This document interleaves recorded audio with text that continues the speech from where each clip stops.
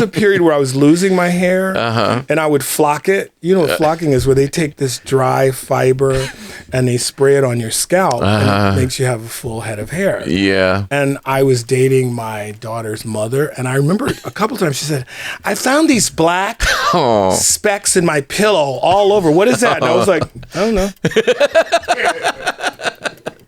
Okay, because my hair is not this hair, and you're the only person here. Just like, I don't know. I just stuck to it. I was like, I don't know.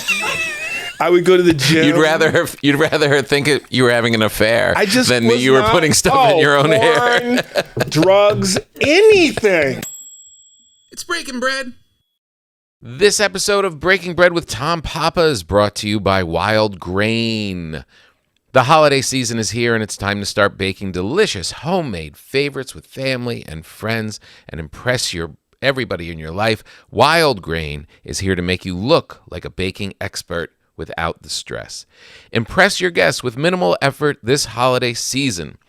Wild Grain is offering our listeners $30 off the first box plus a free item in every box when you go to wildgrain.com/papa.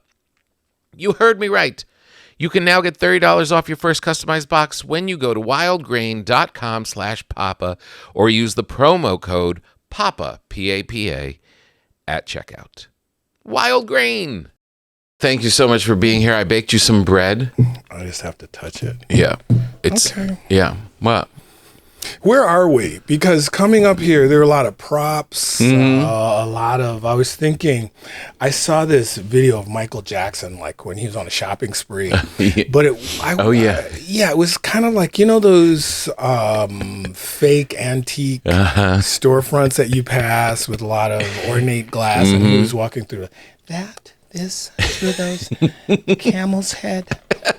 You know, and he spent like $5 million. Oh yeah, $1 trillion. Yeah, I remember that. Yeah, that is kind of what this building is. We have a lot of that stuff going on. It's a prop house vibe. Yeah, but that's not a prop. That's real bread. I baked that with my hands. Did you really? I swear I did. Okay. And I did because it's surrounded. Well, there's some fake stuff around. Okay. But that was my David Alan Grier bread yesterday when I was baking. I baked a lot of bread during the pandemic. You did? Yes. For some reason. Yeah. That was a solitary activity that we could all do. Yeah. And there was no yeast around. No, but I did get the sourdough starter packs at Whole Foods for some reason during that period. Yeah. Did it work? Were you good at it? Did you enjoy it? I did the no knead. Yeah.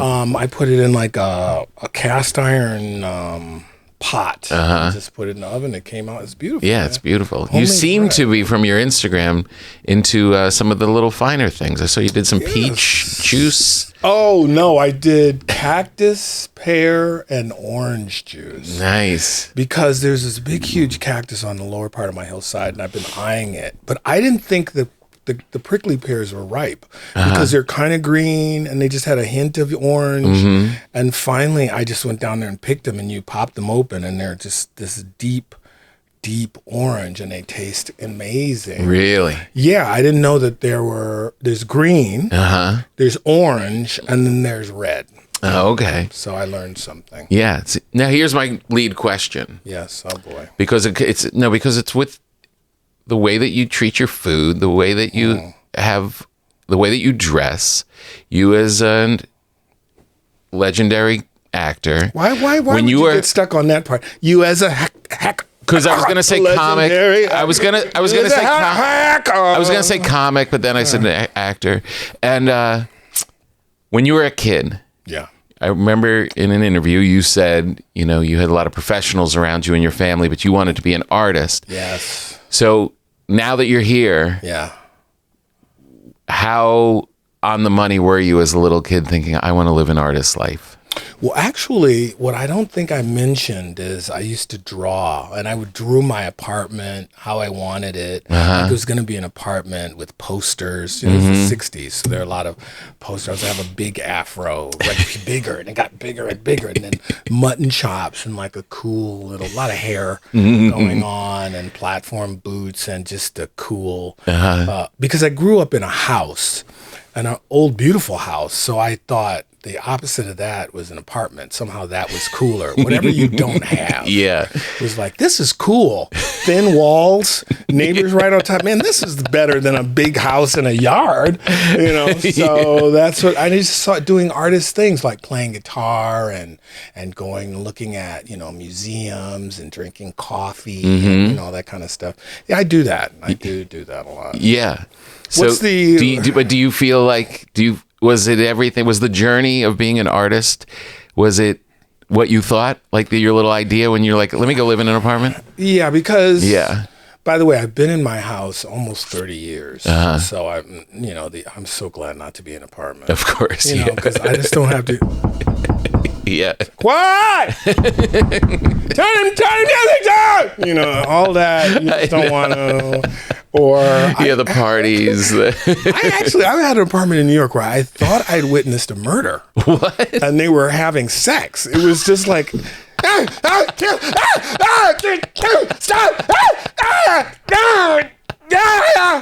And then I heard like footsteps, and I was like, he just killed this woman. And it happened again and again. I felt, my okay, God. all right, they're just having fun. But I was panicked. I need to be alone. Yeah. My apartment got shot up.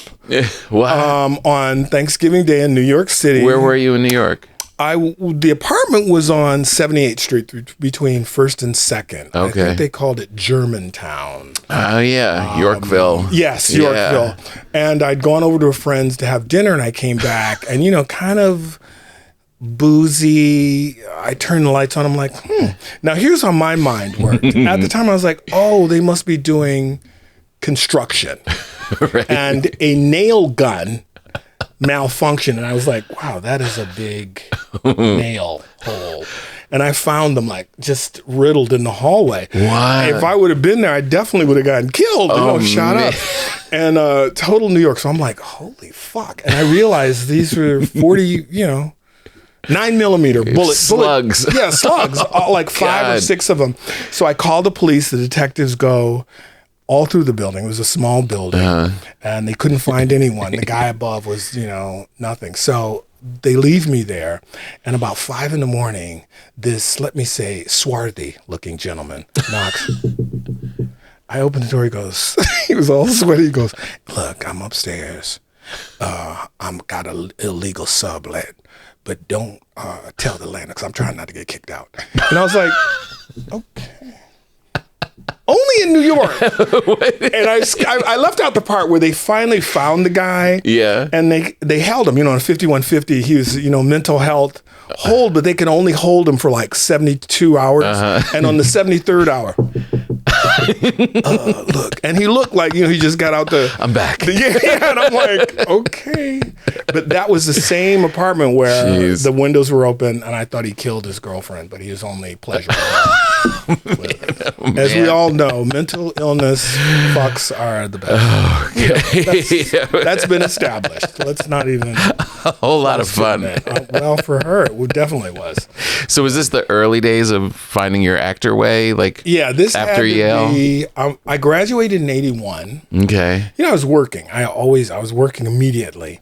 So how'd that happen? I started auditioning for this Broadway musical about Jackie Robinson, which, when you think of the first African-American major league ball player, it screams musical.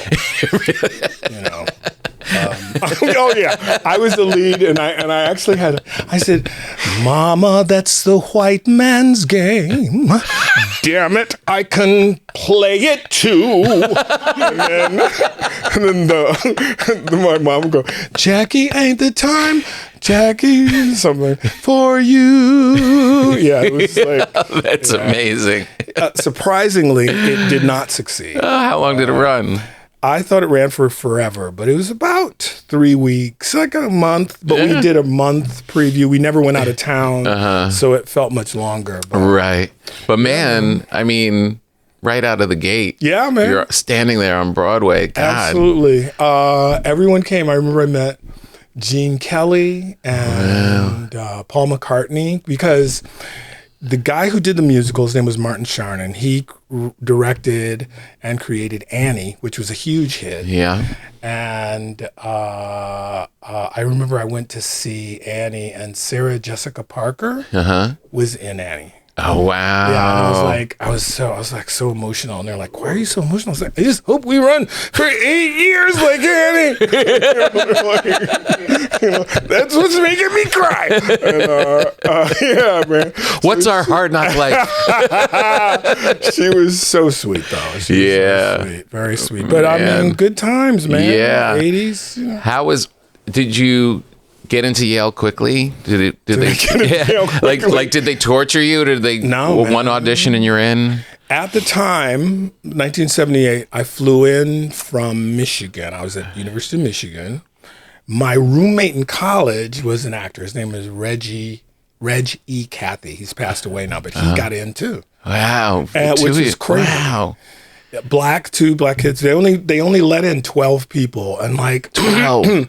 This is pre-social media, Jeez. but tons of people applied. Yeah, you know. No, that was rarefied air. Yeah, man. So it was. Who were your classmates? Well, I'm going to tell you, like Kathy Borowitz, Kate Burton, Jane Kasmerick. You probably know her. Yeah. John Turturro. He was 1 year behind. No way. Yeah.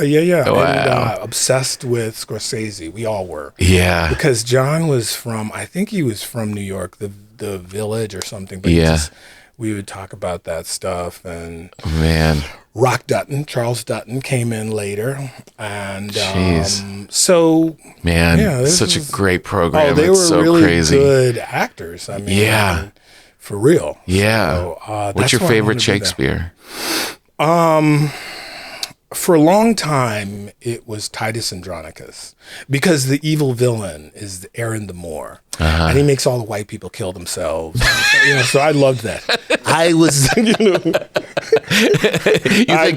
think Othello's cool. Your son, he was supposed to be like a study for us, though. Right. I trained thy sons to deal with Bassianus, and they killed the girl and raped her and threw her in the hole. I did it all. Like, oh, Aaron, and he just goes on and on. Yeah. So that was my monologue for many years. Man. His, where he confesses his deeds. Right. And it's just horrible. Yeah. I tutored thy sons. It's just on and on. Oh, it's so good. It's so good. Yeah. How cool was it getting a Tony after? Because you start from the outside view, it's like the prototypical New York actor thing of like, you went to the grade school, you live in the shit apartment that gets shot with bullet holes, but you like go through the whole thing, and then like to actually 40 years to and get by the way, to like stand up there for the Tony. I was nominated for my first Tony from the first, which was my first. Hold on, right? It's my agent. Oh. They want the Tony back. Get off! Don't do that podcast. No, but I was nominated that was my first professional job. Right. I was nominated for a Tony that year, and so for many years I thought about what would have happened if I won the Tony then. Yeah. And this was my fourth nomination. Every time I appeared on Broadway, I would be nominated. Man. So finally, when I won, I was totally shocked and surprised. And everyone backstage, can you believe I won? They were like, yeah, we knew you were going to win. I mean, no. Why didn't you tell me that? I could have enjoyed my breakfast. No, but I mean, because, an award there's so many variables. Yeah. Involved. You cannot chase an award. There's politics, sentiment, there's everything. And for a Tony in particular, that's a very hard to win. Yeah. Your Webbies, your potties. No, but anyway. Oscar's a dime a dozen. Yeah. For me, it was a big deal. Oh, I love watching the Tonys more than anything, because those winners were in it for the right reasons. They just wanted to act, or be in the productions, Also, making no money for years. Oh, there's no easy pass. No. Like, I remember the reason why people are so emotional is because usually the average musical takes like from a year to 3 years to even make it to the stage. God. You know, backers auditions and small shitty productions. Yeah. And a production of just the first act and then the second act. Then you got to raise the money. It takes years and years. So when you're finally there, you see why they're crying and falling all over. It's not like the Oscars. Thank you. Thank you to my makeup artist, most of all, and my dietitian. And my lawyer. My first, second, and third wife. Thank you all. No, man, fucking Broadway is raw. And everyone's just in it just for the love of it. It's such a beautiful thing. So you know what happened that night? Jerry O'Connell, who was in the play with me, he inadvertently, when he texted me, you know, because I texted him, I said, thank you, Jerry, because the first day of rehearsal, this Soldier's play, he said, David, you're going to win the Tony. And I was like, Jerry, please. He'd never been on Broadway. I was like, you're breaking every rule. Right, exactly. Don't sing in the dressing room. Don't say the M word. Don't say Macbeth. You know, he would just be like, woo. And I'm like, just please don't. And he would bring it up constantly. God. And I'm like, just please shut up. Yeah. So anyway, I said, from your mouth to God's ears, look at what's happened. And, you know, something like that. Yeah. And he posted it. And it listed my telephone number. Oh, God. And I got hundreds of calls. But everyone was nice. Really?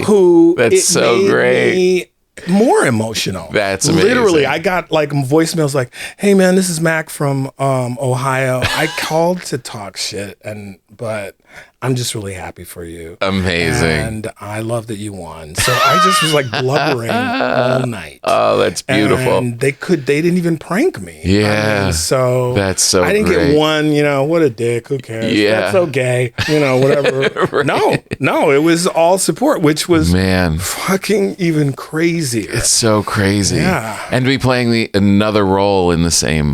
Well, I never, you know, because when I did Soldier's Story, right? No, Soldier's Play. My former roommate, Reggie Cathy, he had auditioned and he said, there's a role. It had won the Pulitzer. It was off Broadway. It was a big deal. And he said, there's a role in there where you have to sing and play guitar. I know you could do it with your eyes closed. I can't.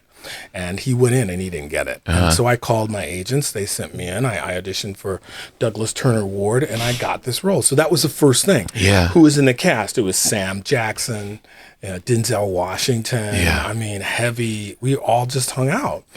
And I thought that was over. Yeah. Then the movie came while I was in the play. And that's very rare still that people go from the play version to the movie version. Yeah. And this was in the 80s because I remember there's an older black actor, I forget his name, he goes, and he listed who was going to play, you know, play our parts. And they're like, you know, cheesy. You know that actor from, what is it? The White Shadow? He's going to do you. Yeah, I was like, Thomas Carter's going to do your role. And we were like, fuck, man, really? But half of us got cast. Right. Sam couldn't get arrested. He did not get in the movie. Jeez. So we're all like partying it up like, wow, tough bananas. Whatever happened to Sam? I wonder what's going to happen to that guy. Meanwhile, he has become the hugest fucking star in the millennium. Insane. But in that moment, you know, he's just a stupid actor. And we're like, too bad, Sam.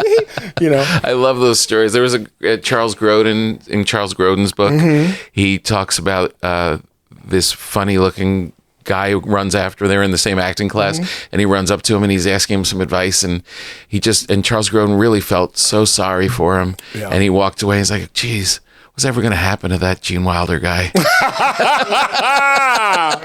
Oh, always. And on the flip side, there were people who I went to school with who got every, you know, lead, every part, and like heavy hitters, you know, your Gorky's, your Chekhovs, right. your Ibsens, your Enemy of the People, and nothing. Just never, nothing, man. So and weird. back then, this is a different time. Back then, when you graduated, you did what they call the league auditions. These are agents, theaters from all over, studios. Yeah. And they put your name on the hallway and who wanted to see you. Whoa. and their actors who nothing. Jeez. But it was all public. Oh. You know, it's like Tony Baloney's like, yeah, Universal, MGM, you know, everybody wants to see you. You know, the Juliet Taylor, these are huge. Yeah. At the time, huge. She cast everything, and they just listed, and so it was all out there. There was no... I'm sorry, are you okay? Let's hold space. My daughter's in wellness classes. We didn't have any fucking wellness classes. No, they're called bars. Thank you. I went to, I also applied at Circle in the Square, and Nikos Sakaropoulos, may he rest in peace. Yeah. He was one of the instructors there. And I sat in on an acting class, and here were his notes. You know, again, we were like 19, 20. He's like, come in, Jeppe Hodov. Where is the samovar? Thank you, Elzbieta. I would think all comrades should work. You know, it's like Chekhov. It was like, so he sits there and he goes, this girl he goes, may I ask a question? Are you high on LSD? Because you look crazy. No, I mean insane. I've asked you so many times, don't. Why do you do that? It's so unattractive. And you're so awful. And, you know, you had to sit there and just take all of this and be, you know, and then you go back out. You couldn't, they would be sued. Did you have any teachers like that when you, what were your favorite teachers? Were they the tough, old coaches? Would they nurture you? I still am. I want what tough do you love. I mean, we all wanted to succeed, but the first thing I say to a director when I work to this day is direct me. Mm-hmm. Good, bad, less, more, or else we're going to be here all fucking day. I've been in those situations where, Tom, can we try it again? I'm going to give you some words. When I say sweeter, I don't mean disposition. I mean, you know how sugar tastes? Okay, and I want to see that. Yeah, I want to see that in your sneakers. Okay? Think apples, cayenne. When you're ready, action. And your mom's watching. Yeah. And I'm just like, what? And then finally I'm like, good, bad, bigger, louder, softer. Okay, I get that. Look this way or that way. Yeah, or I'm just going, what the fuck? So I've had some intense evaluations. Mm-hmm. The dean's wife, Robert Brustein, was the dean of the acting school, the Yale Drama School. Now it's the Geffen School of Drama, the Yale Drama School. And his wife, Norma, she was our first year acting teacher, and she would come in eating a donut at 9 a.m. and go, before we do the scenes, I just want you kids to know I could kick any of you out. Okay, Tony, let me see your scene. We were absolutely terrified. I know, but I like those. I like those kind of mean, just to the point. Yeah. I thrive with that. Yes. I mean, so yeah. Intimacy coordinator. It was like, right. No, it was the Wild West. Yeah. It was absolutely the Wild West, for good or bad. Yeah. It was just the way it was. And by the way, as a black actor, there were me, my roommate, who's Reggie. Then there was another black woman, Izzy Monk. Uh-huh. And the black students before we got there, so this is 1978. All those black actors, they told us they played maids and butlers. Right. They didn't play leads. Right. They didn't. When we came in, we were given roles. So that in and of itself was revolutionary. But you know, actors, we were bitching anyway. But I'm in Hamlet, but I'm playing some. I'm not Hamlet. I'm playing some fucking dude with a dagger. I don't know. Fuck it. Let's go get drunk. You know, we didn't give a shit. We were like, They want me to play it white. Yeah, right? What? Oh, I'll tell you a good story. Is this too corny, Shakespeare-y? But this is no, please. George Roy Hill. Mm-hmm. May he rest in peace. Everybody's dead. I'm talking about. He directed The Sting.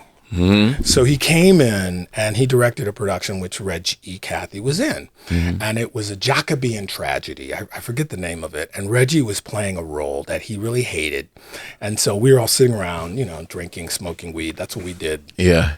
Every moment we were not actually acting at the time. Uh-huh. And he said, I know, I'm going to tell this motherfucker. I'm going to show him.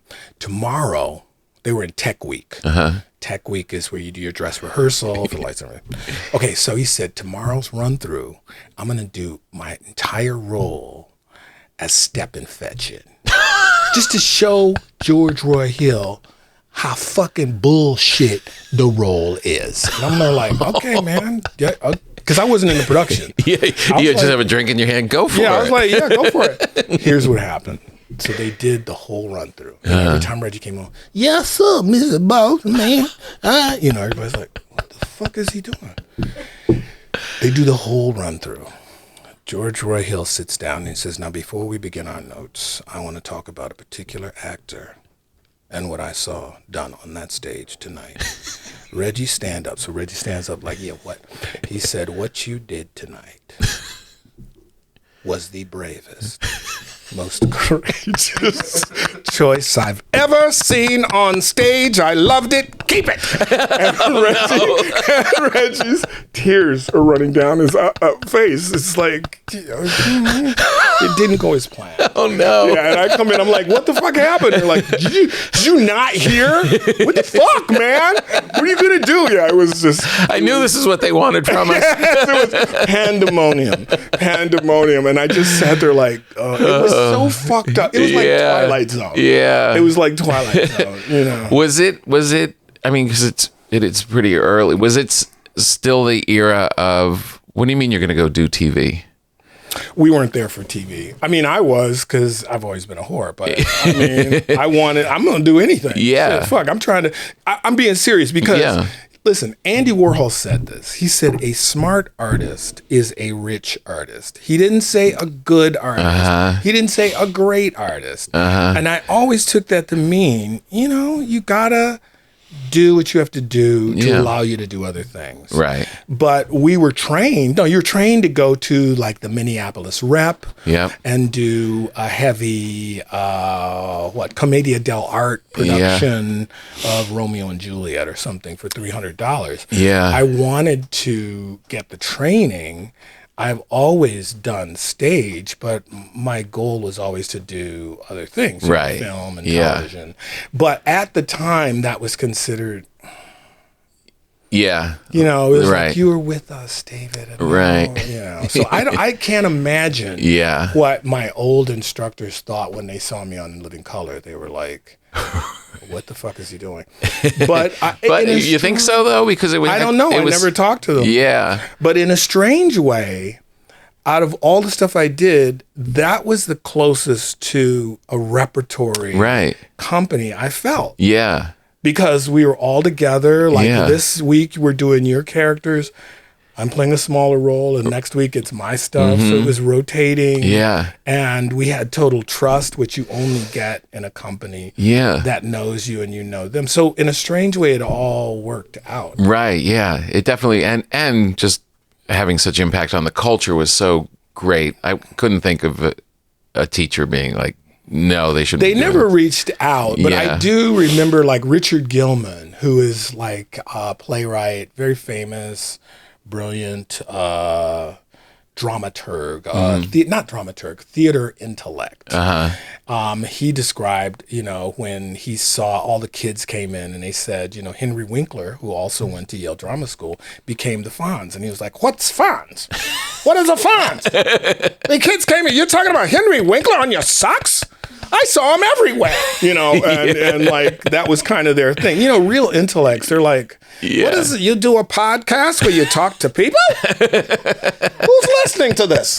Henry Winkler mentions that in his book that that they took the stuffing out of him for being the Fonz, and then 10 years later we're like, so Henry, we're looking for donations. Not only, but I'm on the board. I'm on the board of Yale, but it's changed now. Yeah, it's the business, everything, and also, that was a time to traverse mediums. You're too young, but I remember when, like, say, John Travolta was on Welcome Back, Kotter, and then he did Saturday Night Fever. Right. That was unheard of for a sitcom actor to become the biggest film star in the world. Yeah. No, at that time, if you did television, that's all you're going to do. Right. And now, no, one thing feeds another. Yeah. I'm just waiting for, like, he's got 30 million followers. This young man is playing Romeo. It's like MC Stitch, or some prank guy, it's going to happen. But it was different then. It was very segregated and very hoity-toity. Right.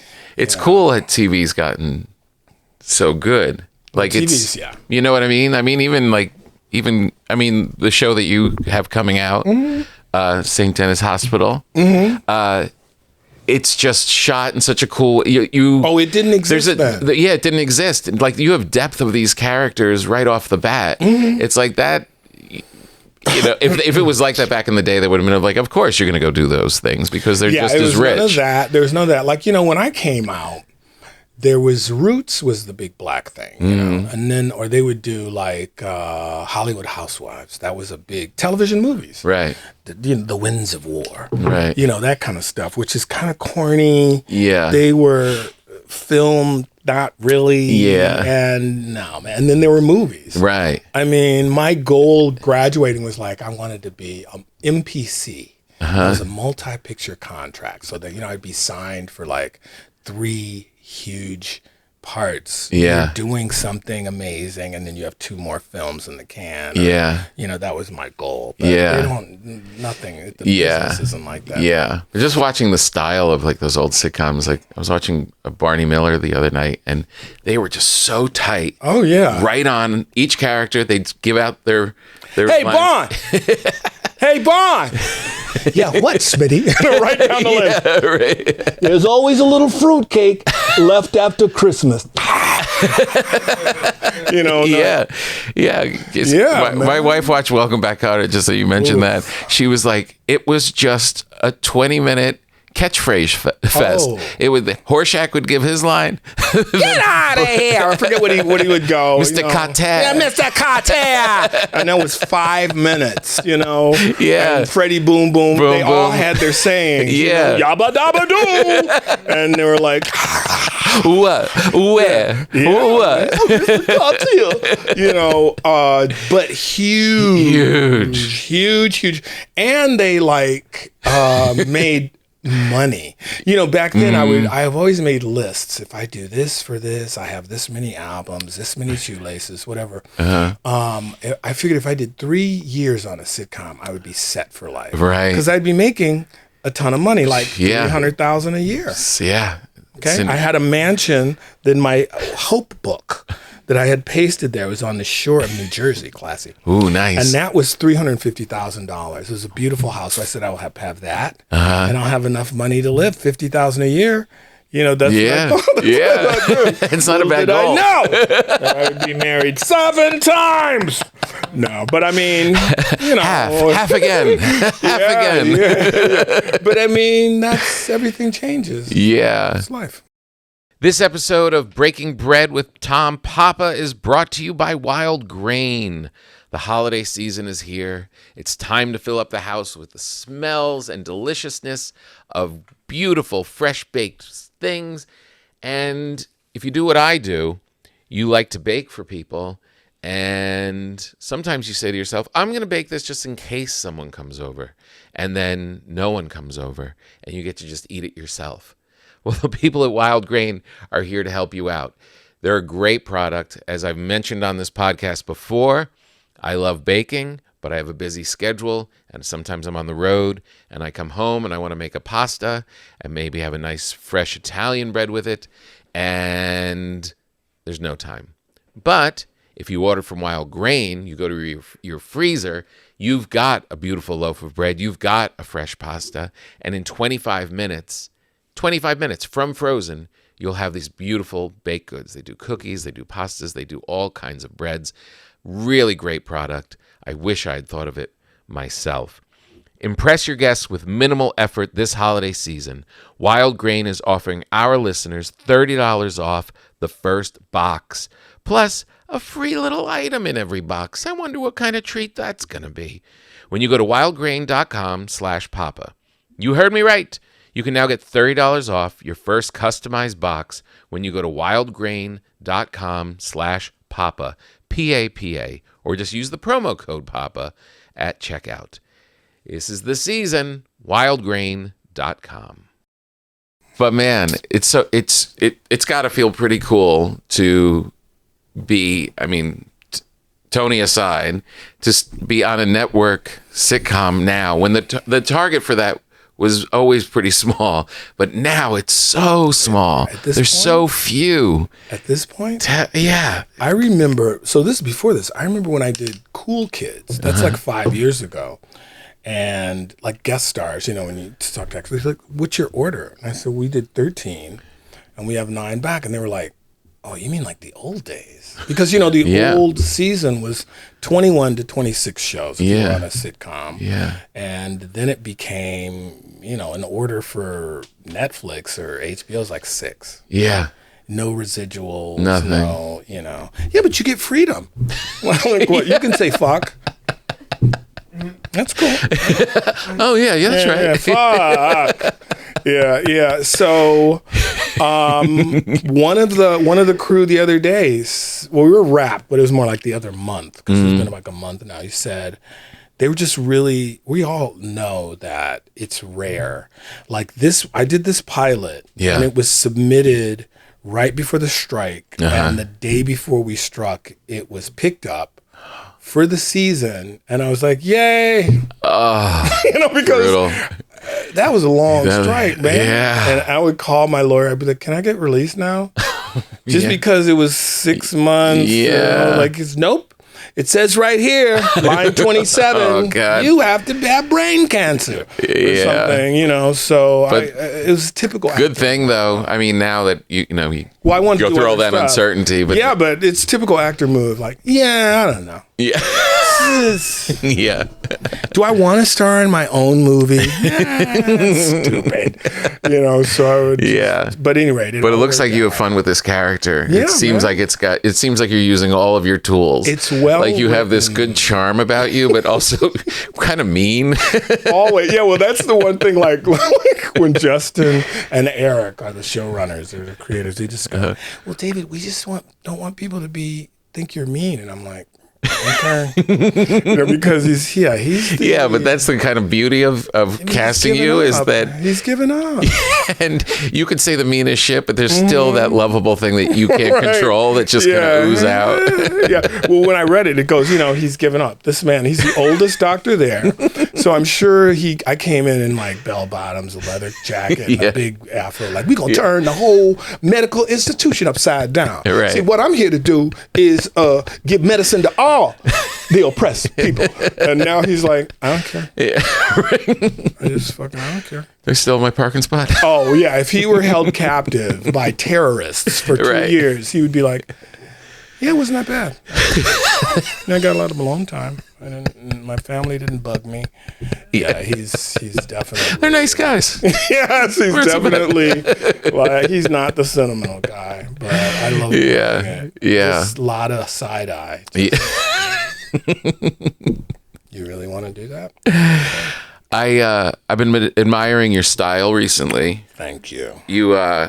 Were you always stylish when you were like just in real life? Bolder. You have? I mean, I always loved overalls, which is what I'm wearing. Somehow I think it's radio, but there's a camera right there. Yeah, it's close to radio. Yeah. But I mean, I always wore overalls, but what I didn't realize is when I was a college student, that was kind of hippie adjacent. Now I just look like a sharecropper. Your impoverished Negro grandfather. Like, what's it like up north? They let you vote up there? You know, like my grandmother, she was born in 1900. Wow. And so when she would come visit, her first thing is like, are there other colored people here? I was like, Grandma, why are you whispering? First of all, yes, okay, all right. You know, that's what I look like now. But I mean, it's like a onesie. Was she a good cook? My grandmother, she was a Southern woman. Like it's a long story. I'm going to get right down to the meat of it.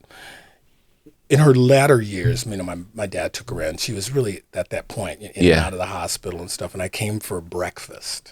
He lived in San Diego, and she cooked the following: neck bones, spaghetti, fried chicken, collard greens, sweet potatoes, bacon and eggs. And that was breakfast. I looked down. I was like, holy shit. And she was like, Dave, she always called me Dave. Dave, you hungry? And I was like, yeah, but damn. And my dad was the only child, and he just looked at me like, yeah. Do you think she cooked like that her whole way, or she was just downloading everything she knew? That's what she did. Yeah. She cooked, man. It was Southern. Amazing. Southern cooking. Oh, man. So there's a part of me that cooks like that because I do love to cook. And that's then there's the other part where I'm on like a vegan diet, like Monday through Friday, or else I would be 800 pounds. Yeah, you got to pick your spots. I know. Yeah, man. But if you were to cook for me when I come over to your house and it's not on the vegan nights, what is the thing you'd show off with? I would probably do like fresh sea urchin pasta. Whoa. Really? Something like that. It tastes really amazing. Oh, man. Sauteed vegetables, great wine. That's kind of what I do. I do like long, torturous recipes.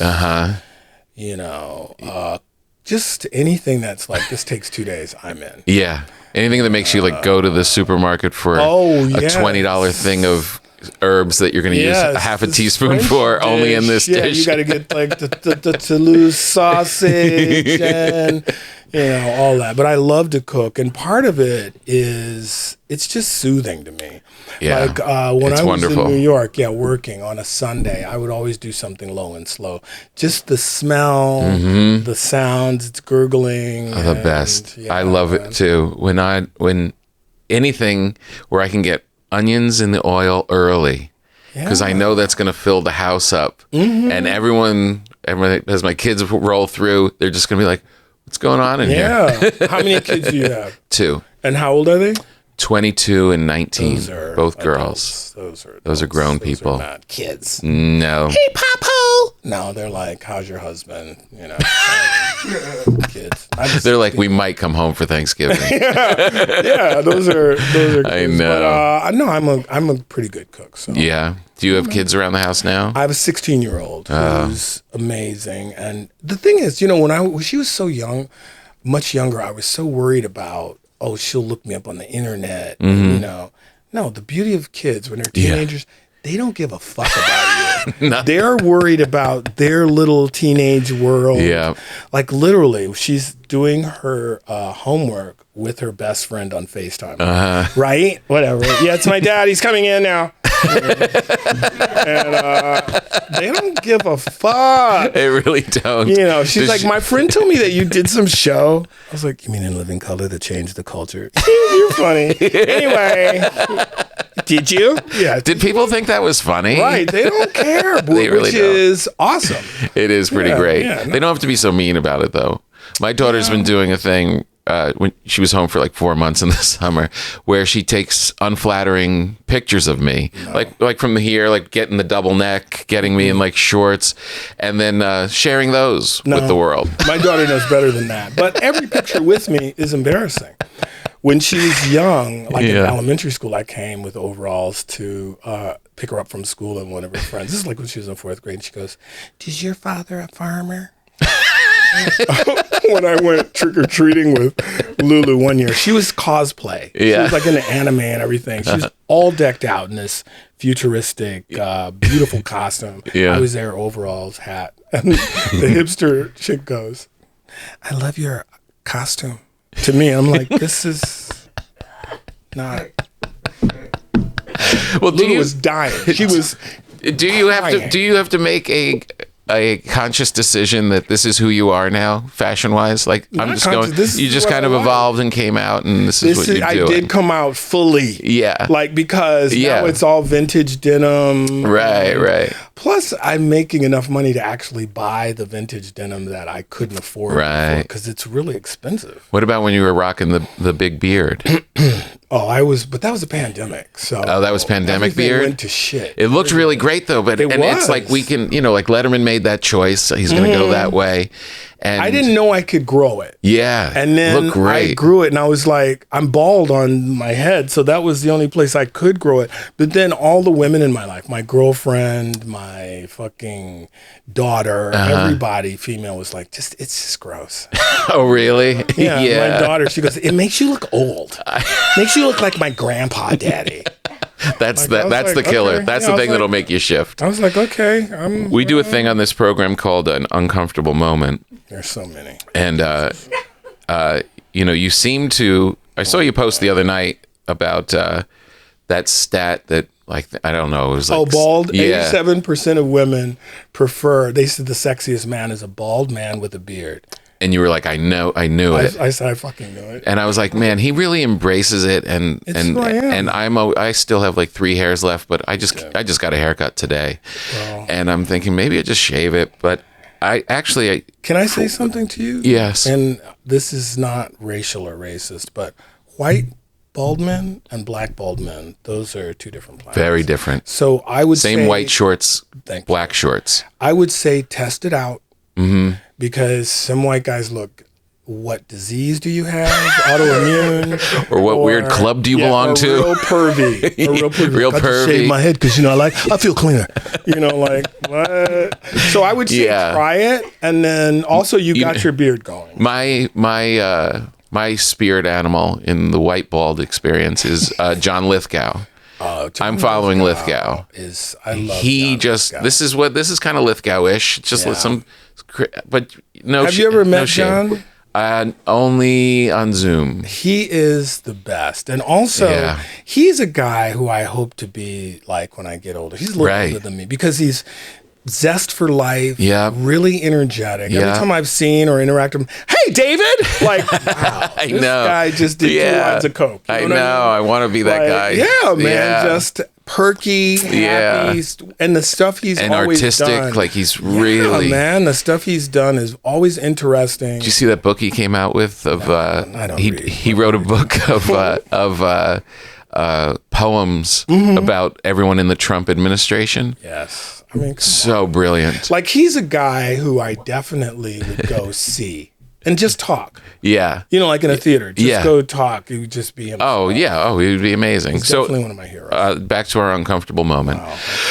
Wow. So you seem very, like I said, an inspiration in the follically challenged, and you seem to embrace it. But then we found this picture, and I don't know what era this was, where... That is fake.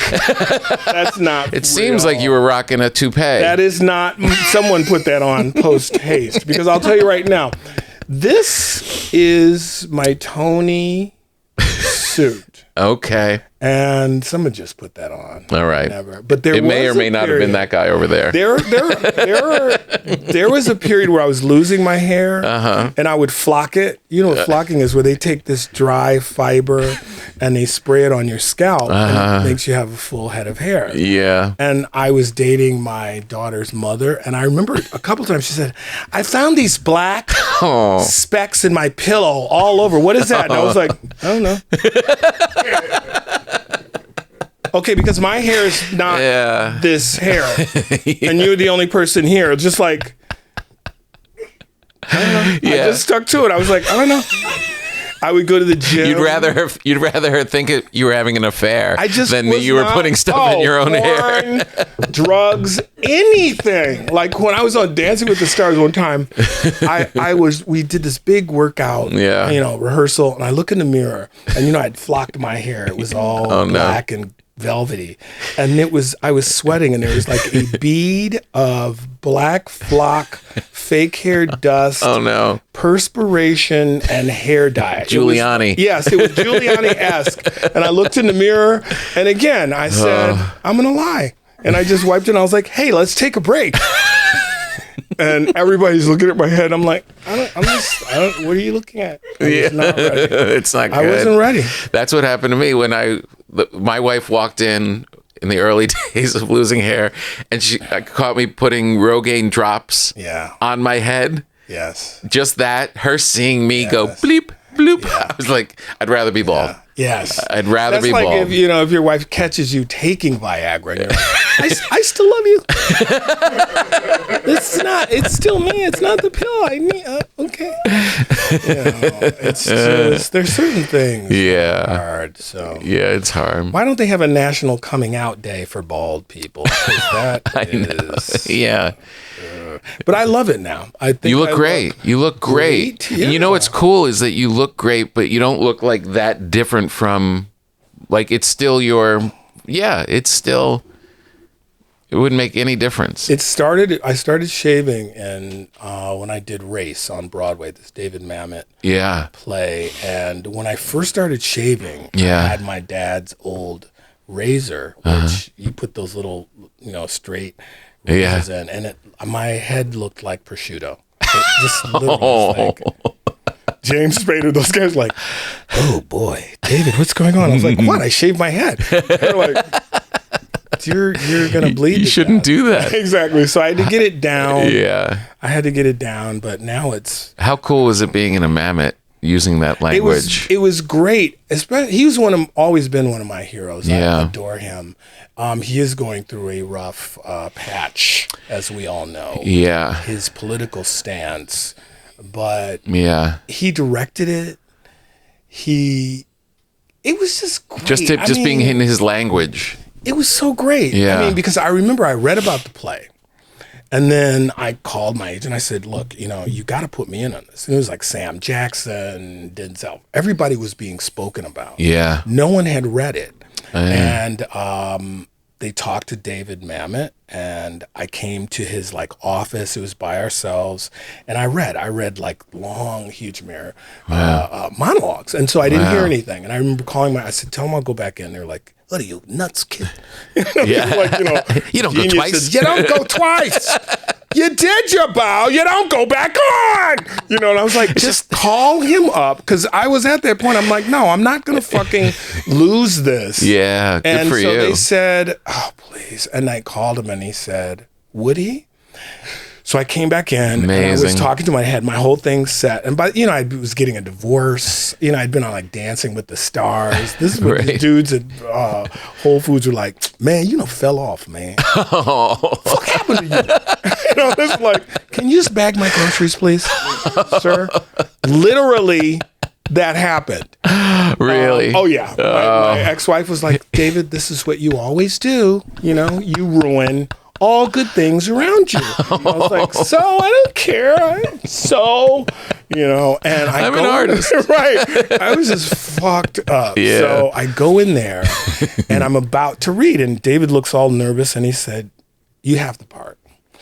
And I went, what? Because I knew that I would be nominated for a Tony. I knew that this would change my career. Right. And he said, I wanted to give you the part the first time you read, but my casting director, you're the first actor who ever read for me for this role. And she said, you have to read other people. And just hearing that, and I remember sitting in my car and I felt totally vindicated. Yeah. And finally, after that circuitous route, coming back to Broadway and such a great play and part, and then being nominated, it was just awesome. It was like, it's so just hold sweet. on. That's what I would say to anyone. Just hold on. It may take you a while to find your lane. Mm-hmm. I'm sure you have tales of when you first started comedy, that one guy or girl that was like, they're fucking funny. They're cool. No, but they're like a shot out of a cannon. Yeah. Their career. Mm-hmm. And then you kind of try and find make your way. You do, oh, you're doing a special? Well, actually, it's my fourth. I didn't know that. Right. Okay, maybe I'll watch it. You know what I mean? I know. And it takes a while. And sometimes when you find your lane, then boom, boom. How did it take a while to get to that perspective? Like, did you learn to be at peace with yourself? I will creatively? tell you, there was like a time when I was driving down the 405, and it was announced that Martin Lawrence, he and I auditioned for In Living Color together. Right. It was announced that he was getting $20 million for his next film, and Wow. I actually pulled the car over, and I was like, "What am I doing? What the fuck am I doing?" Like questioning everything. Yeah. Like, Yeah. what in the fuck? Uh-huh. And that your path is only your own path. It is only your own path. Yeah. So I'll tell you a story. So the night that I won the Tony, I told you all that stuff. And I remember I posted, I said, I just won this Tony. I can't fucking believe it. And a total stranger, he posted, he said, David, we've always loved you. We have always loved you. We've already given you Tonys. We've already given you Oscars. We've already given you every award. So this is just the world catching up to what we already know. And it hit me on such a level at this point in my life that I was open. You got to be open for love and that. And I just appreciated the route that it took. And I'm so glad that, so my first words were like, I've been acting 40 years. Yeah. And I had to change the subject because if I keep talking, I'm going to break down. But it was such a beautiful thing that people are watching. It's not always the people you think are watching. Yeah. People you're trying to impress. And It's a hard thing. It's a hard thing because you're doing this thing for everything outside of yourself. And it's like, how do you build up inside of yourself that you're okay? So after all this, I feel so more secure in myself. Yeah. I feel like I finally know what I'm doing. There's a lot as a young actor. Am I doing this right? Yeah. It's hard. There's no roadmap. There's no roadmap. Not really. And you also, I think when we all look back at the beginning, it's energy and it's making wrong moves and stuff, but you kind of need it. Yeah, but I was very rigid in terms of what I considered success and the path I was willing to take. Yeah. And when I talk to students, I call it, walking through a field of diamonds, clutching stones. Because we can be so rigid. Like stand-up. I never thought, when I was in Soldier's Story, with Denzel, Robert Townsend, all those. Yeah. Robert Townsend was stand-up. Yeah. And I was like, I would tell him regularly, I don't tell dick jokes in bars. I do monologues in my bathroom mirror. I was like, will you perform in saloons? I was like, no, I'll never do that. So we got on the Living Color. And my agent, I remember I came in, she said, there are 12 colleges and universities that want to book you. I didn't have an act. And Damon Wayans, he goes, I just made I think he said, I made $38,000. I was like, the last month? He goes, no, 2 days ago. And I went, literally. Hey, ho-hos, 2 drunks walk in a bar. Literally. Where are these saloons you're talking about? Yeah. And I started going out on the road. But what it allowed me was freedom. It gave me freedom to pick and choose what else I wanted to do. And I didn't have to do crazy jobs when I knew, because of In Living Color mostly, I had a career in stand-up. Yeah.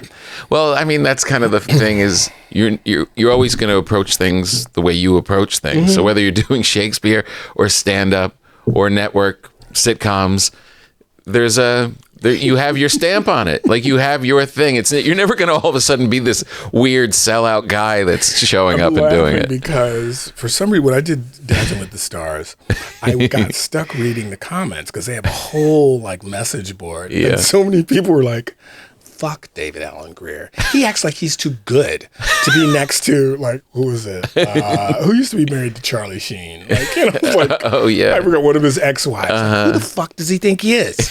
You know, he should be honored to do the cha-cha with Kim Johnson. You know, and I was like, I'm doomed. They're never gonna get me. But well, you're the best. I thank you so much for doing this. I know we have to wrap up. There's one last thing that we do on this program. I know you like the finer things. You're making weird cactus peach concoctions, and you're orange. You're going to enjoy my bread. I hope that you enjoy your bread. Do I my get to bread. take it? Yeah, I made it for you. Wow. I don't feel like you're getting the import. I didn't know, but I'm going to make a sandwich. That would be turkey nice. at home. Ooh, there you go. There's nothing like a turkey sandwich. Toast with butter in the morning. Right. You like the finer things, but we do a little taste test on this for the other things that are served as food here in America. And this is a hot and spicy chicken ramen Maruchan Funyuns. Maruchan. My first girlfriend was named Maruchan. Okay. You want me to taste them? Yeah, we're both going to taste them. All right, I'm going to give our review of. I am not a Funyun guy. Okay. But I come with no prejudice. All right. Now, do I wait for Very you to open. actually taste it? I'm so glad you didn't have like hot sauce. I'm like, now we're going to ask you about your sex life. And you're like, all right, I'll have home. Okay, I could definitely eat these. Hot and spicy chicken ramen. They're not that hot. They taste like the ramen without the water. They do, but I mean, they could be a little. Well, hold on. I'm feeling something. A little spice. Yeah. I like them. I would definitely. You like them? Yeah, I would do that. You do that. I would not say no. Would you buy them if you're just walking through the supermarket? Yes, but I will tell you what have to be working on with my life. Probably a breakup. Yeah. A brutal firing. Probably something like that. Right. Because I'm thinking this is definitely an alcohol-related treat. Yeah. I'm I wish I had booze right now because I'm starting to Yes. sweat. And then you start texting, "Hey, you, for tonight." I don't want that job anyway. It's like, David, did you text what do night? What is wrong with To you? the director? Yeah. We dated 27 years ago. So, we definitely end up like that. Inappropriate text. 3 a.m. And the next day, hey, it's David. Did I leave my shoe in the driveway? That kind of stuff. And as you're leaving that message, you're staring at this bag. Oh. Now, in my house, that would mean I have 2 dogs, and one of them would have gotten into it and shit right there. My female is different. The male, he's a hound, so he wanders. But my female will take a shit the closest to the door and look right in your eyes. Like if she could shit in your lap, because she'd be like, because I love you so much, I want to share everything with you. It's the best. Yeah, my male is going to look in the trees. He doesn't want to look at you. So they would eat the rest of the bag. Well, that's beautiful. Well, you know what? I'll send these home with you too. Wow. Yeah, that's what we do here. Funyuns and bread. Congratulations on the show. Thank you, sir.